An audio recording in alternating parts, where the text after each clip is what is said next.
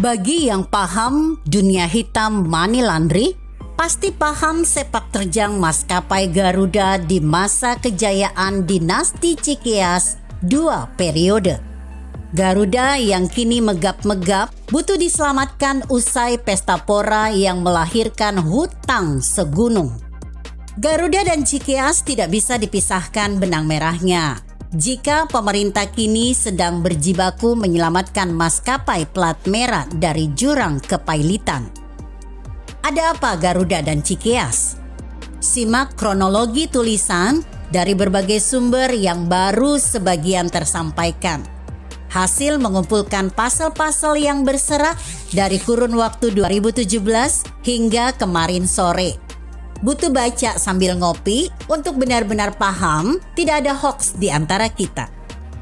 Masih ingat nama Nasaruddin? Itu mantan bendahara umum Demokrat yang sejak ditangkap KPK jadi sumber sakit kepala Pepo. Bagaimana gak pening? Karena oleh Nasaruddin ungkap satu persatu semua jalur korupsinya gurita Cikeas. Kebanyakan orang ingat Nasaruddin itu, ingatnya kasus korupsi Hambalang saja.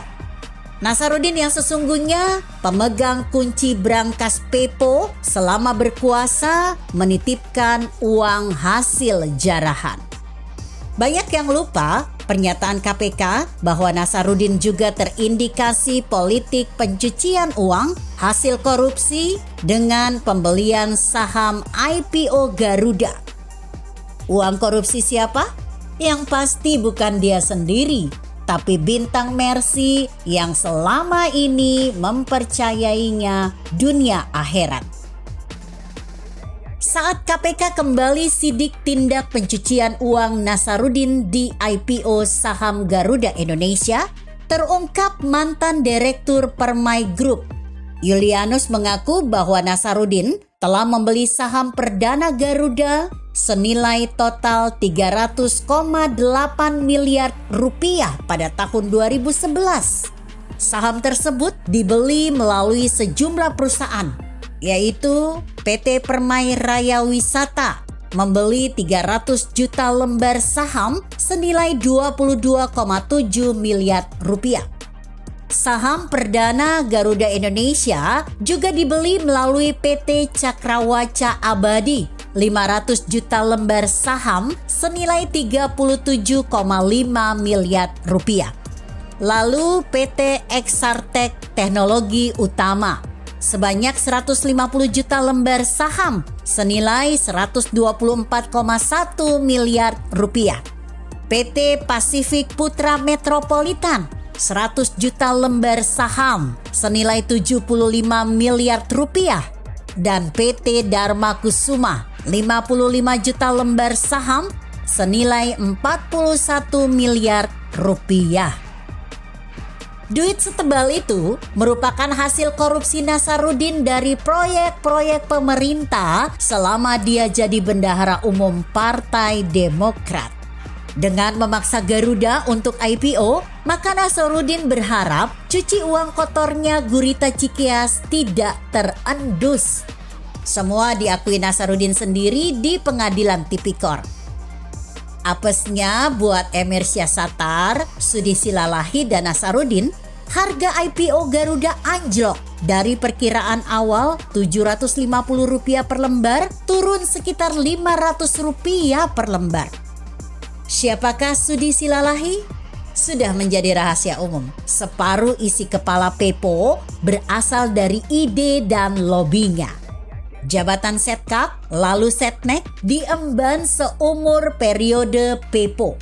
Boleh dikata dialah Perdana Menteri Dinasti Biru yang paling disegani dengan meminjam kepanjangan tangan KPK yang sempat dalam genggamannya. Menentukan BUMN apa dipegang siapa ada di mejanya. Termasuk Emir Syah yang sempat dipuja-puja warga Demokrat sebagai sosok profesional paling berpengaruh.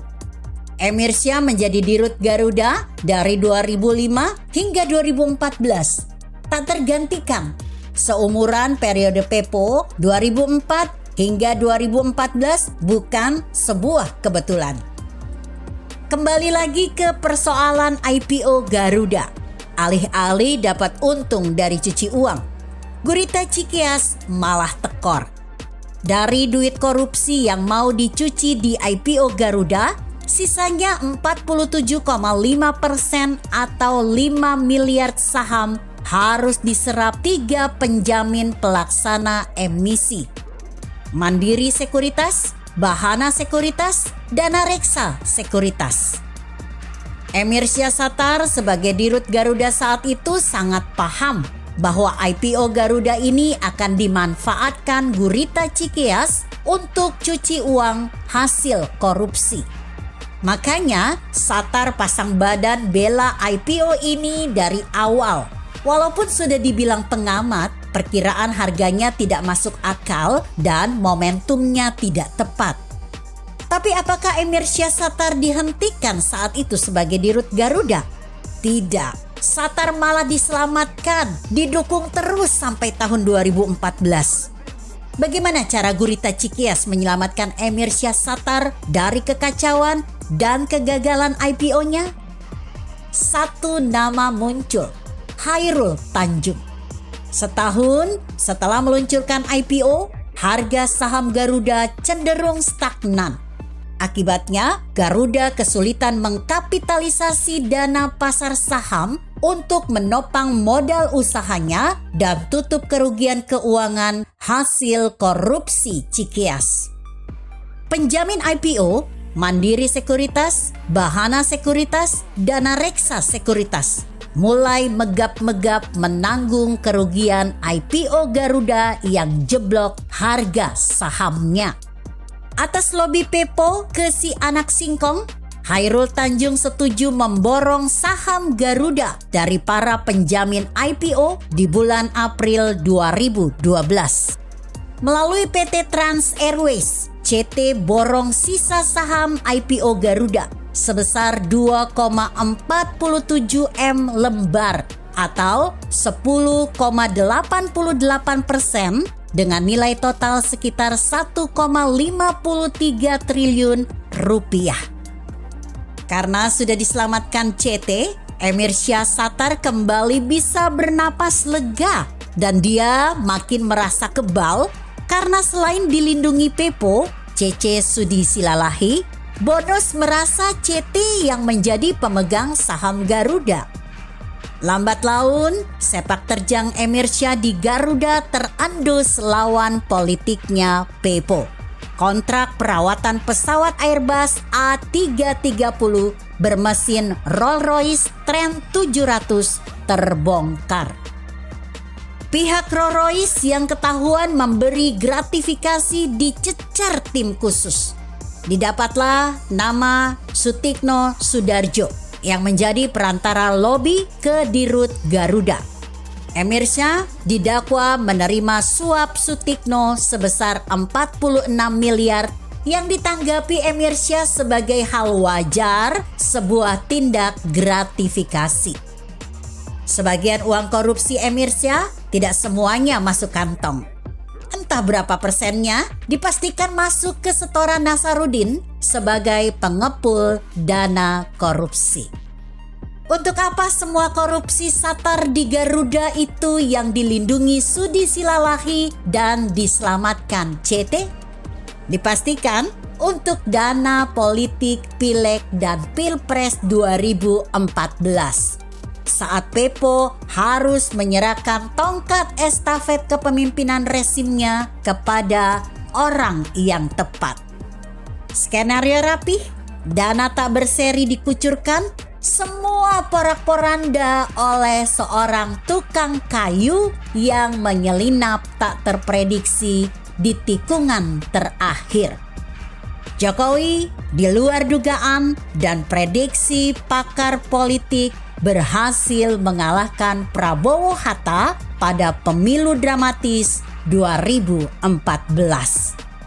Pepo hanya bisa prihatin lalu menepi sambil menciptakan lagu. Jadi kalau mau tuntas usut benang kusut di Garuda, Nasaruddin bisa jadi bahan rujukan investigasi. KPK sudah pernah mencobanya, tapi kena mental. Tinggal kejaksaan masih bernyali atau berat berpolitik daripada bersih-bersih tanpa pandang bulu. Itu saja sih. Begitu kira-kira. Artikel ini ditulis Dahono Prasetyo yang disadur dari redaksi Indonesia.com dengan judul Garuda dalam Tentakel Cikeas. Jika Anda berpendapat lain, tuliskan komentar Anda di bawah ini. Saya Emma, Karisma 90.